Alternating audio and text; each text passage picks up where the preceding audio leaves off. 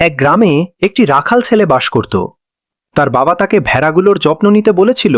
প্রতিদিন সে মাঠে ভেড়া চড়াতে যেত, কিন্তু তার মনটা খেলাধুলায় পড়ে থাকত। একদিন সে ভাবল, একটু মজা করা যাক। হঠাৎ সে চিৎকার করে উঠল, বাঘ আসছে, বাঘ আসছে! গ্রামের মানুষ সবকিছু ফেলে দৌড়ে এলো তাকে বাঁচাতে, কিন্তু এসে দেখল কোথাও কোনো বাঘ নেই। ছেলেটি হেসে উঠল, সে মিথ্যা বলেছিল। গ্রামবাসীরা বিরক্ত হয়ে ফিরে গেল। পরের দিনও সে একই কাজ করল, আবার চিৎকার, বাঘ, বাঘ! আবার সবাই দৌড়ে এলো, আর আবারও প্রতারিত হল। এবার তারা সত্যিই রেগে গেল। তৃতীয় দিন ছেলেটি একা পাহাড়ে ভেড়া চড়াচ্ছিল। হঠাৎ সত্যি সত্যি একটি বাঘ এসে ভেড়াঘেড়াগুলোর ওপর ঝাঁপিয়ে পড়ল।